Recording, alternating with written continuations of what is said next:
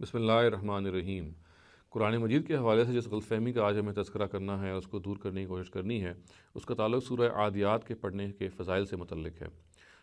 کچھ روایات آئی ہیں اس سلسلے میں، اور بنیادی طور پہ ان روایات کا متن ایک ہی ہے، تاہم ان کی سند جو ہے وہ مختلف ہے، اور اس الوسیط میں یہ روایتیں موجود ہیں جو الواحدی کی تفسیر ہے، اور یہی روایت جو ہے ثعلبی کی تفسیر میں موجود ہے۔ جیسے کہ میں نے عرض کیا، ان روایات کا متن بالکل ایک ہے، تاہم سند کا فرق ہے۔ جہاں تک الوسیط کے متن کا تعلق ہے، اس کے الفاظ یہ ہیں کہ من قرأ سورۃ العادیات اعطی من الاجر 10 حسنات بعدد من بات بالمزدلفہ والشاہد جمعا، کہ جس کسی نے بھی سورہ عادیات کی تلاوت کی اس کو اجر ملے گا، اور یہ اجر کتنا ہوگا کہ اس کو ہر اس شخص کے جس نے مزدلفہ میں رات گزاری اور اس میں وہ موجود رہا، ہر اس شخص کے عوض اس کو 10 نیکیاں ملے گی۔ تو یہ ہے روایت کا متن۔ جہاں تک اس کی سند کا تعلق ہے، جو الوسیط کی سند ہے، یہ جو الوسیط کی سند ہے، اس کو حافظ ابن حجر نے موضوع ہے، گھڑا ہوا قرار دیا ہے۔ اس میں ہارون ابن کثیر ایک راوی ہیں جو بالکل مجہول ہیں ابو حاتم کی نظر میں، اور دوسرے راوی اس میں سلام بن سلیم المدائنی ہیں، جن کے بارے میں حافظ مزی نے بھی جو جرح نقل کی ہے وہ آپ کے سامنے میں رکھے دیتا ہوں۔ یحییٰ ابن معین ان کو ایک جگہ پہ لیس بشیء کہا ہے، اور دوسری جگہ پہ ان کے جو الفاظ ہیں وہ یہ ہیں کہ ضعیف لا یکتب حدیثہ، اور محمد بن عبداللہ بن عمار المصلی کہتے ہیں کہ لیس بحجہ، اور ابراہیم بن یعقوب الجزجانی کہتے ہیں کہ غیر الثقہ، یہ بالکل بھی قابل اعتبار نہیں ہے۔ ابو زرع بن ضعیف کہتے ہیں، ابو حاتم نے بھی ان کو ضعیف الحدیث ترکوہ کہا ہے، اور اب امام بخاری یہ کہتے ہیں کہ یتکلم فیہ، یعنی کہ ان کے بارے میں کلام ہے، گویا کہ ان کے بارے میں منفی کامنٹس موجود ہیں، اور ایک اور جگہ پہ ان کے الفاظ ہیں کہ ترکوہ ہو گئے، جو اتھارٹیز نے ان کو ترک کر دیا ہے۔ امام نسائی نے بھی ان کو متروک کہا ہے، اور ایک اور جگہ پہ ان کے الفاظ یہ ہیں کہ لیس بثقہ ولا یکتب حدیثہ،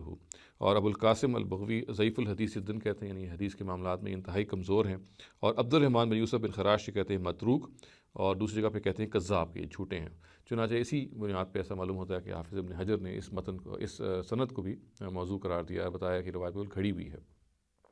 جہاں تک اس سند کا تعلق ہے جو کہ ثعلبی کی تفسیر میں نے جیسے کہ عرض کیا، اس کا متن تو ایک وہی ہے، لیکن اس کے اندر بھی دو مجروح راوی موجود ہیں۔ ایک ہیں خالد بن عبد الواحد، اور دوسرے ہیں علی ابن زید ابن جدعان۔ جہاں تک خالد ابن مخلد کا تعلق ہے، تو ابو حاتم یہ کہتے ہیں کہ یہ ضعیف الحدیث ہیں، اور جب محمد ابن ابراہیم نے ابو حاتم سے ان کے بارے اس روایت کے بارے میں ان سے پوچھا، تو ابو حاتم نے کہا کہ یہ ضعیف روایت ہے۔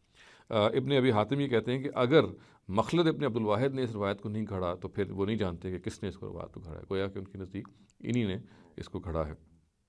ابن حبان کے بارے میں یہ کہتے ہیں کہ منکر الحدیث جتاً،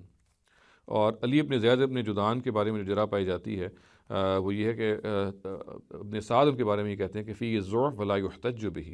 اور احمد ابن حنبل کی جو اوپینین ان کے بارے میں ہیں وہ یہ ہیں کہ لیس بشیء اور ضعیف الحدیث، اور اسی طرح سے یحییٰ ابن معین جو ان کے بارے میں کامنٹ کرتے ہیں مختلف، ان میں ضعیف ہیں، اس طرح سے ضعیف فی کل شیء، اور لیس بشیء اور لیس بحجہ، یہ سارے الفاظ جو ہیں ان سے منسوب ہیں۔ اور الاجلی یہ کہتے ہیں یکتب حدیث ولیس بالقوی،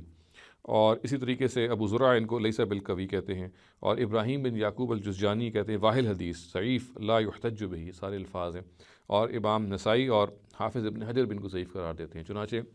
ان دونوں راویوں کی موجودگی میں یہ سند بھی ناقابل اعتبار ٹھہرتی ہے، اور ہم یہ تسلی سے کہہ سکتے ہیں کہ یہ روایت جو ہے اپنی ساری سندوں میں بالکل مجروح ہے، اور بالکل ساقط الاعتبار ہے، اس پہ کسی دور سے بھی اعتماد نہیں کیا جا سکتا۔ سورۃ القدر ہو یا کوئی اور سورہ ہو، اگر اس کو ہم نے پڑھنا اور سمجھنا اور اس کے فضائل سمیٹنی ہے، تو سب سے اس کا صحیح طریقہ یہ ہے کہ ہم اس کو جانیں، اس کو پرکھیں، اس کو دیکھیں کہ اس کے لیے اس کے اندر ہمارے لیے کیا میسج ہے، کیا پیغام ہے جو ہمارے لیے رکھتی ہے۔ یہی وہ چیز ہے جو ہمیں سورہ کے فضائل کو سمیٹنے کا باعث بنا سکتی ہے۔ اس طرح کی جو واہی روایات ہیں جن کے بارے میں ہمارے محدثین نے ان کو بالکل جھوٹا اور گھڑا ہوا قرار دیا ہے، ہمیں اس طرح کی روایات پہ بالکل توجہ نہیں کرنی چاہیے۔